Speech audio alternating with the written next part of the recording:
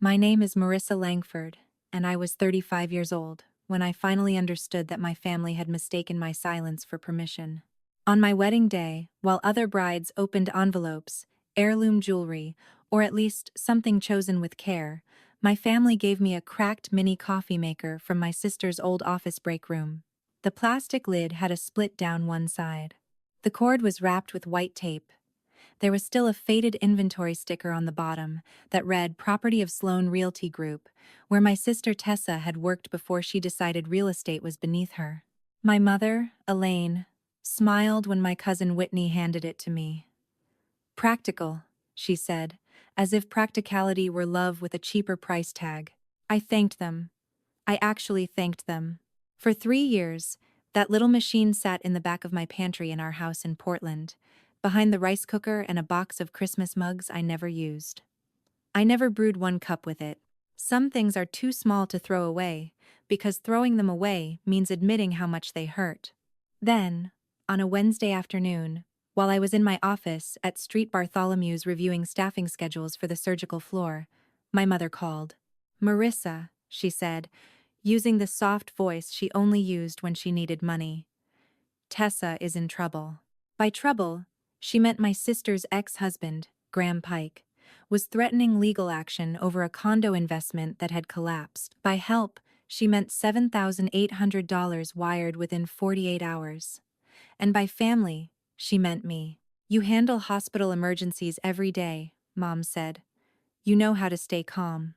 What she didn't know was that my father's old laptop was sitting on my kitchen table, waiting. And inside it was a folder named for M. Before I opened it, before I learned what my father had been keeping in a place my mother thought no one would ever look, you need to understand the job I had been doing in my family long before I ever had one at the hospital. In our house, Tessa was the one everyone handled carefully. My mother never said she was weak. She used softer words than that. Sensitive, overwhelmed, easily hurt. The kind of woman who needed time, needed patience, needed people to understand that life landed harder on her than it did on everyone else. If Tessa missed a payment, Mom called it a rough season. If Tessa quit a job, she was protecting her peace. If Tessa cried at the dinner table, the whole room rearranged itself around her sadness. I was the one they called when something needed fixing. That started early. When I was 19, my father's hands began to fail him. Not all at once, just little things at first. A piano key slipping from his grip, a jar he couldn't open, his fingers curling stiffly under the table when he thought nobody noticed.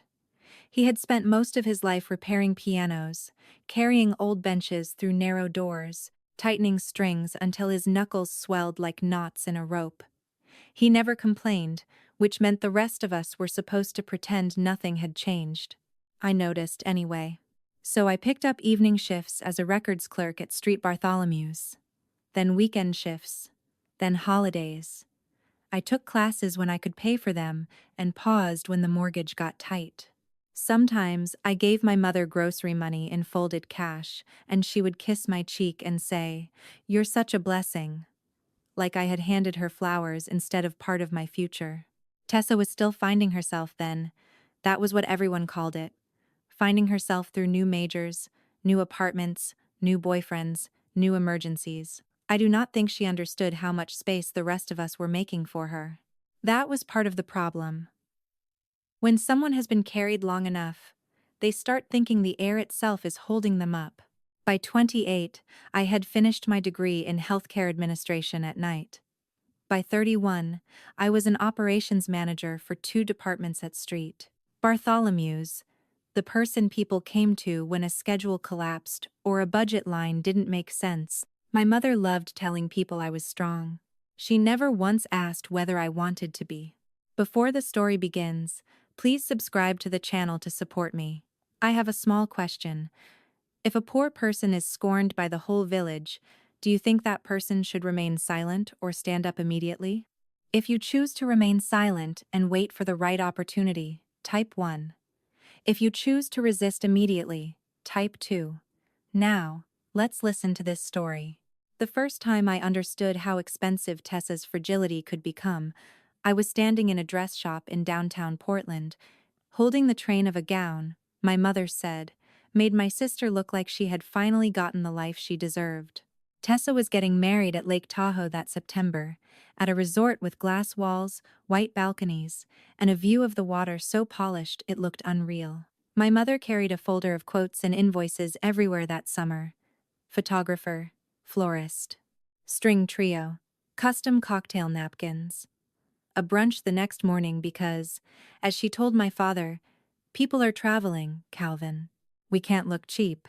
The final number was $46,750. I saw it printed on an invoice beside my mother's coffee cup one morning, and after that, I heard it everywhere. She said it to Aunt Mara. She said it to the caterer. She said it at the rehearsal dinner with that breathless pride people use when they want a cost to sound like love.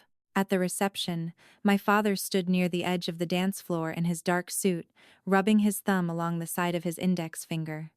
His hands hurt more by then, though he still pretended they didn't. My mother glowed beside him.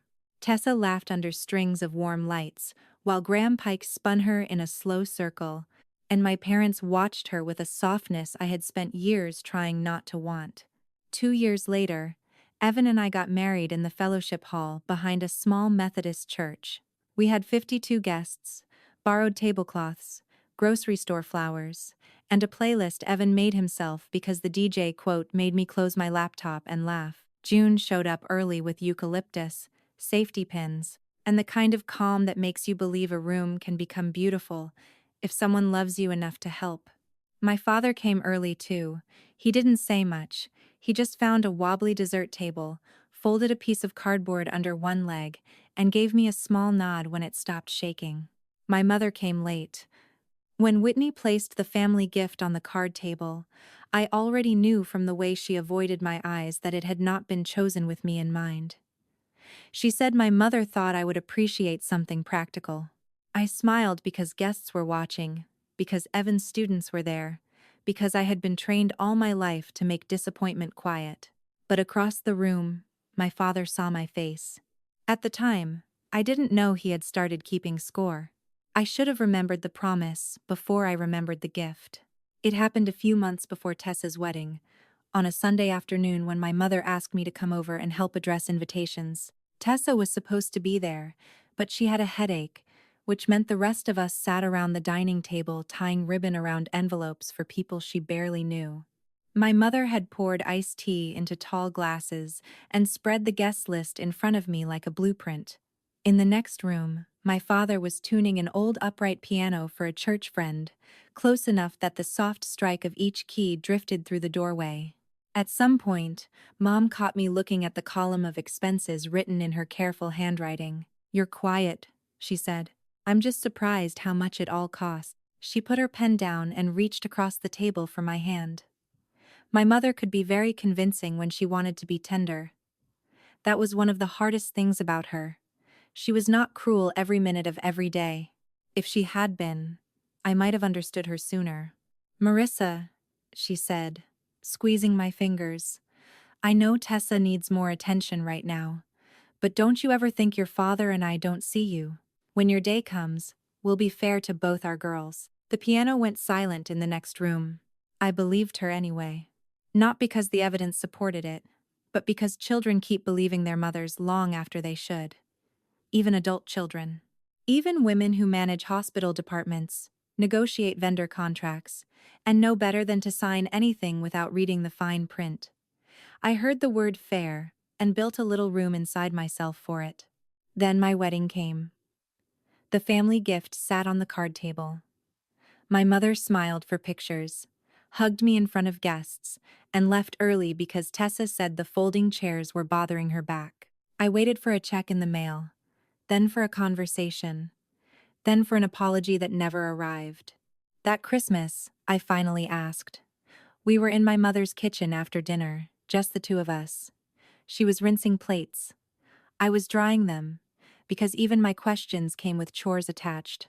"Mom," I said, keeping my voice light, "do you remember when you told me you'd be fair?"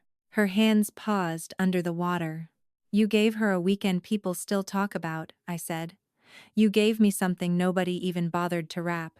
She turned off the faucet and looked at me, not angry exactly, tired, annoyed that I had made her say the quiet part out loud. "Some children simply need more than others," she said. That was all. No apology, no explanation. Just a sentence placed between us like a locked door. I nodded, dried the last plate, and went home with Evan. I did not know then that my father had heard enough of those sentences to start writing his own.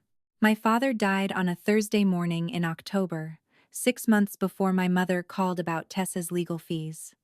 The ambulance took him to Street Bartholomew's, the same hospital where I spent my days solving other people's emergencies, and for once my badge did not matter. I was not an operations manager in that hallway. I was just a daughter wearing a visitor sticker with my name spelled wrong, standing under fluorescent lights, while doctors used gentle voices that told me the truth before their words did. It was quick, they said. A stroke at home. No warning. Not much pain. I remember June finding me near the vending machines and putting a paper cup of coffee in my hand. She didn't tell me to be strong. She didn't tell me my mother needed me. She just stood beside me until the coffee went cold. At the funeral, every condolence somehow came with an assignment. Your mother will need you steady. Someone has to help with the arrangements. Tessa is taking this so hard. Nobody meant harm. That was the strange part. They said it with soft faces and hands on my shoulder, but each sentence felt like another box being stacked in my arms. Tessa cried through most of the service, loud enough that people turned. My mother wrapped both arms around her in the front pew, rocking her slightly, whispering, "I've got you, baby. I've got you." I sat 3 feet away with my father's program folded in my lap, and wondered who was supposed to have me. After the burial, we gathered at my mother's house. Casseroles covered the counters. Someone brought ham. Someone else brought lemon bars because my father had liked them, though he always preferred the edges and never said so unless you noticed. His piano tools were still in a small leather case by the bookshelf. I kept looking at that case because it was easier than looking at the empty chair near the window. A month later, Mom started sorting his things.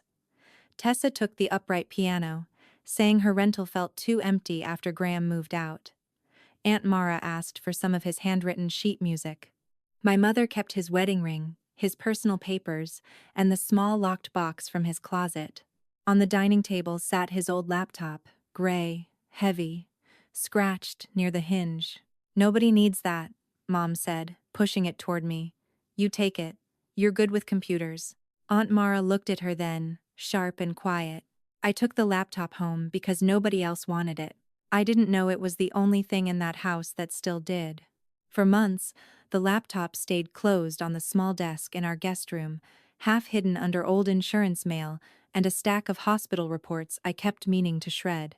I told myself I was waiting for the right time, but grief has a way of turning ordinary objects into locked doors.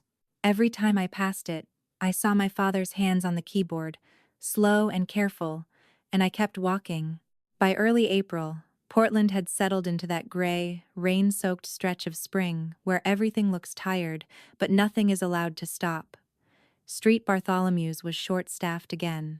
3 nurses had called out on the surgical floor. A ceiling leak had closed 2 pre-op rooms, and 2 surgeons were arguing over operating room time like I personally controlled the clock. I was good under that kind of pressure. Calm voice, legal pad, priorities in order, fix the schedule, move the patients, call maintenance. Solve the thing in front of you, then the next thing, then the next. That was what I was doing when my mother called about Tessa. I watched her name pulse on my phone twice before answering. Some habits survive long after they stop making sense. "Marissa," she said, and I knew from the sweetness in her voice that she had already decided what I was going to do. I stepped into the supply alcove outside the surgical scheduling office. "Is something wrong?" "Tessa's in a difficult situation." With my family, difficult situation usually meant a bill someone else had created and expected me to make disappear. Graham had filed a claim connected to a condo investment they had entered before the divorce. Tessa needed an attorney to respond by Friday. The retainer was $7,800. "I told her you'd send it," Mom said. Not asked. Told. For a moment, all I could hear was the hospital around me. Rolling carts, phones ringing, a nurse asking someone to page respiratory. Life continuing on the other side of a conversation that had just dropped weight into my hands. You told her I would send almost $8,000? She doesn't have anyone else. She has you. My mother sighed. Not sadly. Impatiently. I am on a fixed income now, and you know how these things work.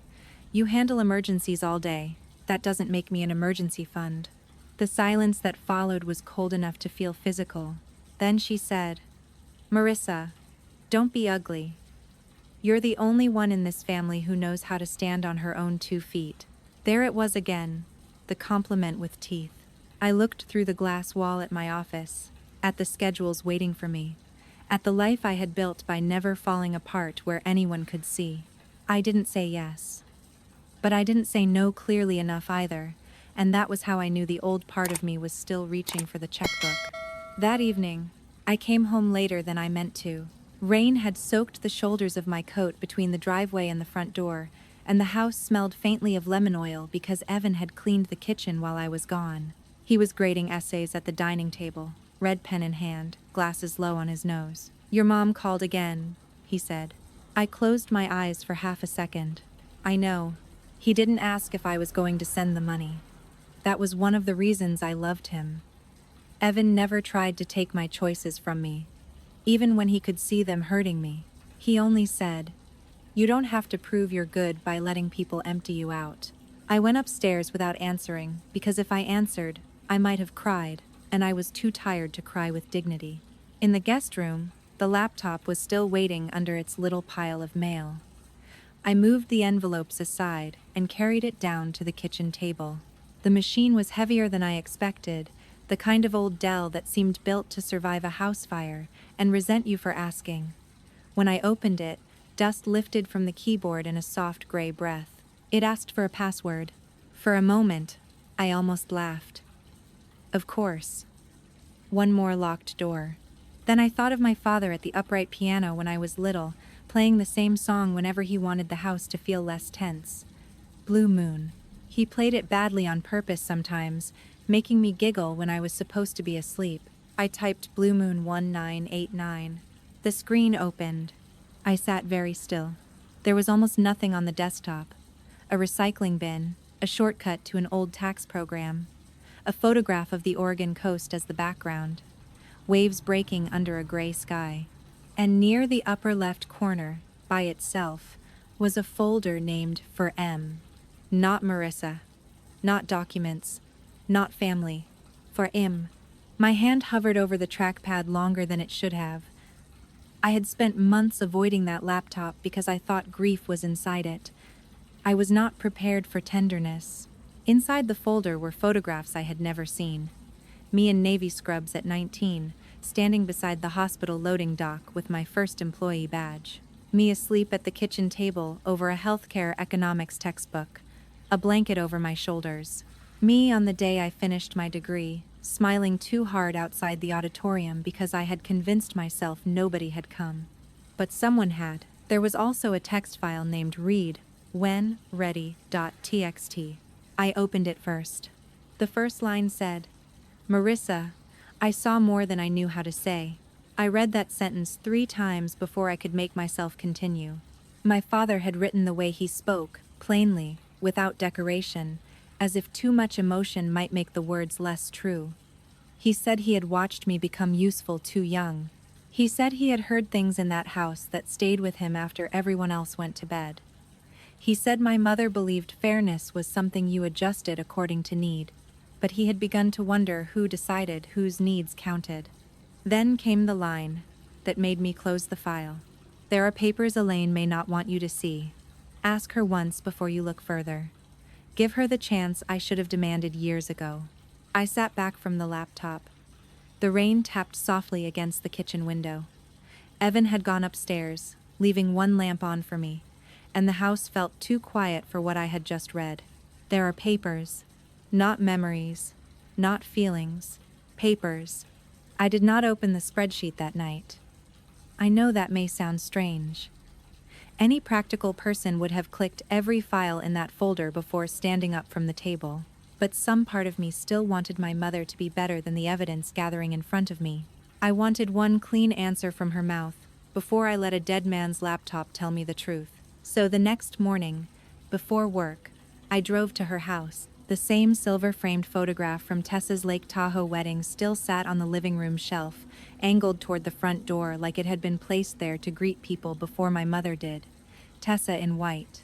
Graham smiling, like a man who had not yet become a lawsuit. My parents behind them, proud and polished beneath the mountain light. Mom was in the kitchen, slicing a grapefruit with careful little cuts. "You're early," she said.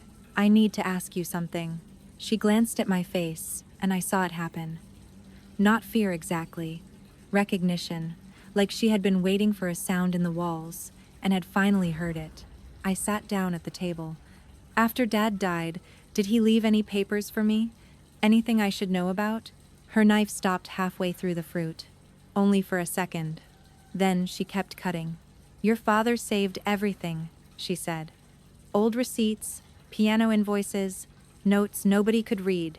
Don't turn his clutter into some mystery." "That's not what I asked." Her mouth tightened. "Marissa, grief makes people look for meaning where there isn't any." I watched juice pool on the cutting board, bright and sharp. Then she added, too quickly, "And whatever you found on that laptop, leave it alone. He was sentimental near the end. He wrote things when he was upset." I had not mentioned the laptop. That was when I knew she already had.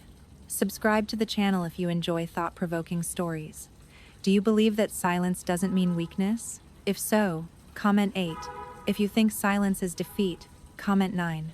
Today's story will give you a very different answer. I drove home from my mother's house with both hands tight on the wheel, though the roads were dry by then. Her words kept replaying in my head. "Whatever you found on that laptop." Not if. Whatever. She had known there was something to find, and she had still looked me in the eye and told me not to go looking. That night, I did. I waited until Evan went to bed, not because I was hiding it from him, but because I needed the first few minutes alone. Some truths are so heavy you have to lift them by yourself before you can let anyone else help carry them. The laptop opened slowly. The folder was still there, small and quiet in the corner of the screen. For M, I clicked it, then moved past the photographs and the letter, because if I read my father's words again, I knew I would lose my nerve. The spreadsheet sat near the bottom. Family, balance, final, XLSX. It was such a clean name. Such a careful name. My father had always labeled things like a man who expected order to protect him from chaos. I opened it. 2 columns filled the screen. Tessa, Marissa. At first, I did not understand what I was looking at. Then the rows came into focus. Tessa's college tuition. Tessa's first apartment deposit. Tessa's car repair. Tessa's credit card rescue. Tessa's Lake Tahoe wedding, listed down to the dollar. $46,750. Beneath that were smaller lines. Hundreds here. Thousands there. Each one dated. Each one documented in my father's plain, steady way. Then I looked at my column. There was one entry. Wedding gift. Office coffee maker, estimated value $11. For a while, the number did not feel real. $11. Not because I cared about the money in that exact object, but because someone had finally written the insult in a language no one could soften. No practical. No, you understand. No.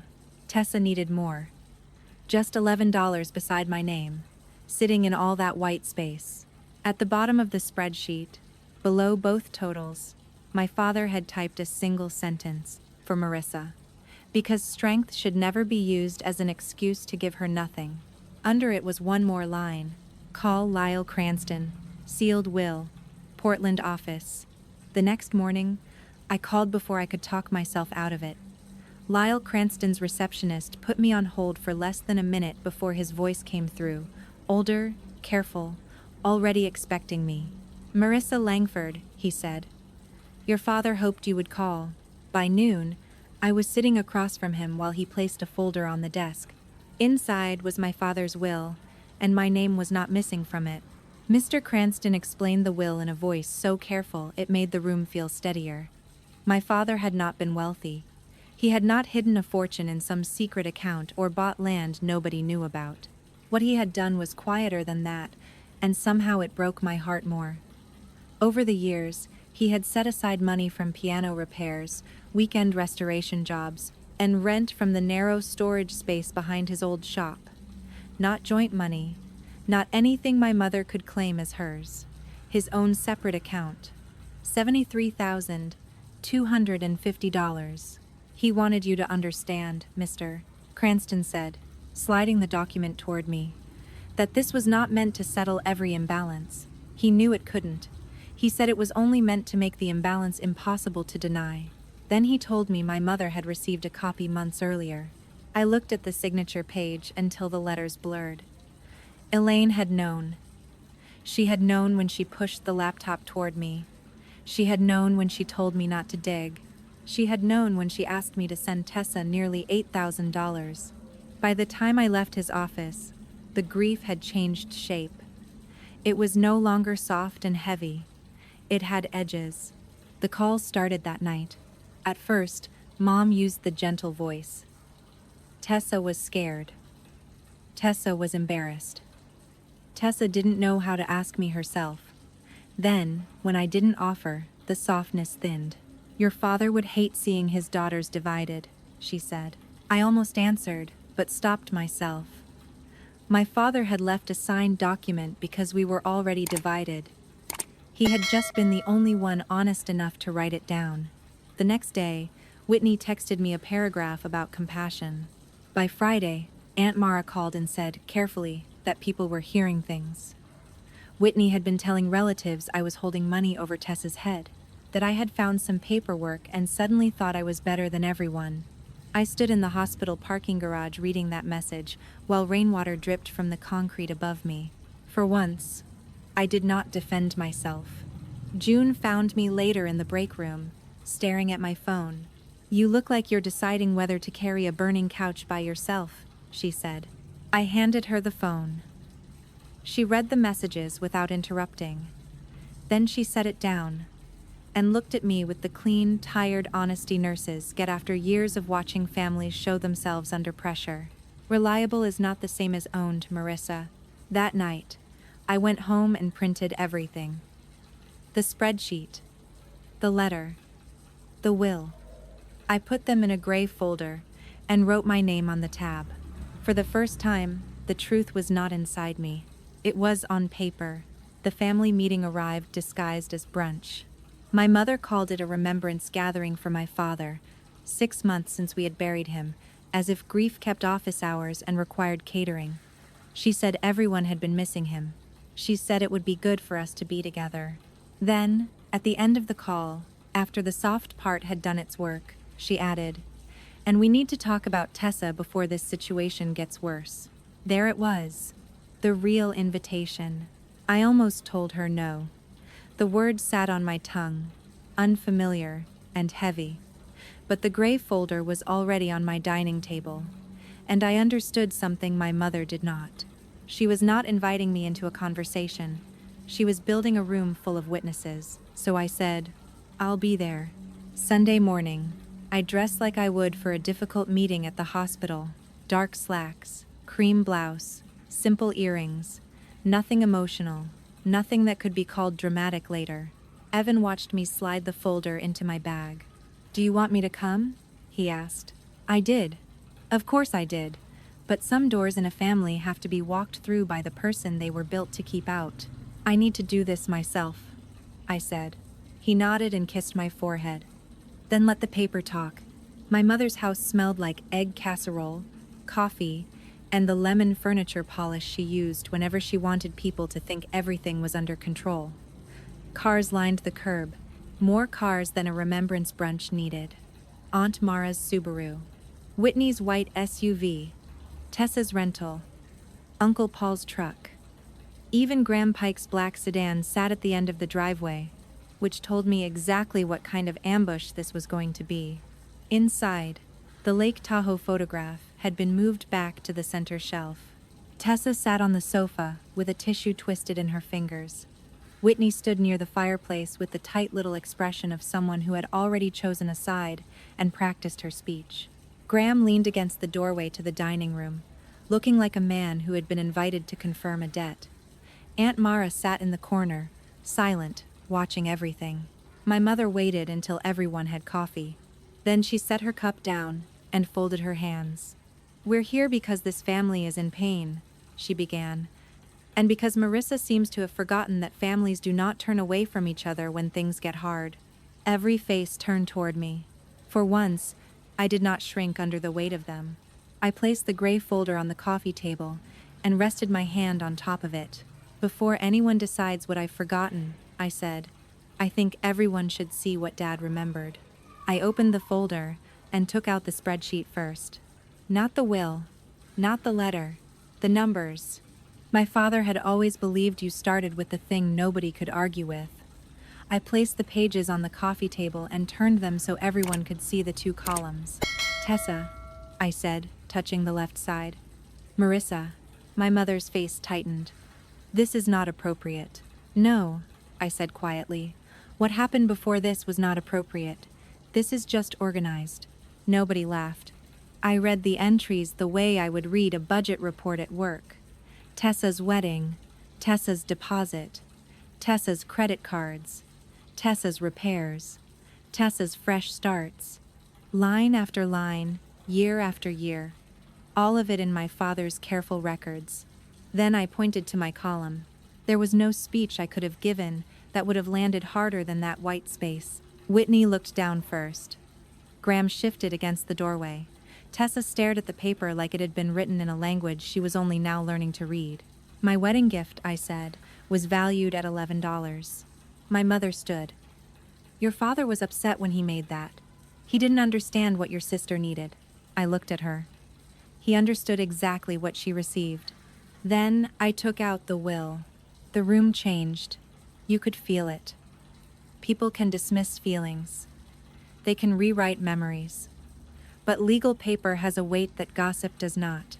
Dad left me $73,250 from his separate account, I said. "Mr. Cranston has the original. The will is valid. You received a copy months ago." Aunt Mara turned toward my mother. "Elaine?" My mother opened her mouth, then closed it. That silence did more than any confession could have. I took out the last page, the one with my father's sentence printed below the totals, and I read it aloud. "For Marissa. Because strength should never be used as an excuse to give her nothing." Tessa started crying then, but not loudly. Whitney covered her mouth. Aunt Mara looked away. My mother whispered, "I was trying to keep this family together." "No," I said. "You were keeping me useful." I stood and placed one final thing on the coffee table, the cracked coffee maker, wrapped in the same plain paper I had stored it in for years. "You can keep this," I said. "It belongs here." The next morning, I filed the will with Mr. Cranston. I did not send Tessa the money. I did not attend another family meeting. And for the first time in my life, when someone called me strong, I did not hear a compliment. I heard a lock, and I finally had the key. What I learned from all of it is this. Sometimes the role people praise you for is the same role that quietly drains you. Being the strong one can sound beautiful from the outside. People admire your calm.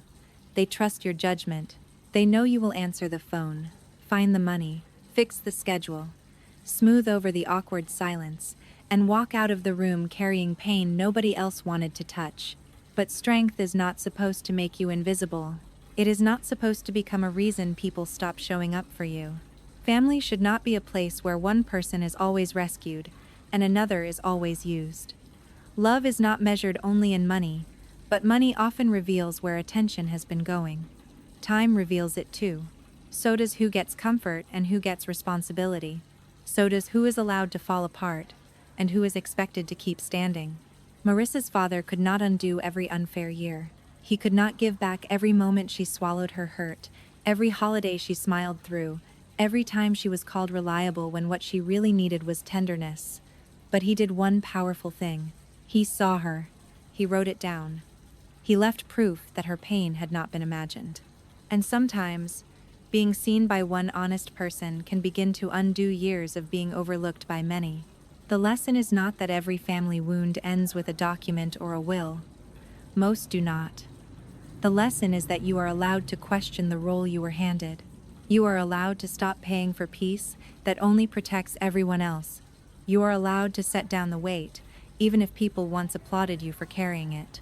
Strength should never be a lock. It should be a door. And one day, when you finally choose yourself, the people who benefited from your silence may call it selfish. Let them. Peace built on your disappearance was never real peace. If this story reminded you of someone in your own family, or of a role you were forced to play, leave a comment below. I'd like to hear your thoughts. And if you want more quiet stories about family, truth, and the moment someone finally stops carrying what was never theirs, please like this video and subscribe.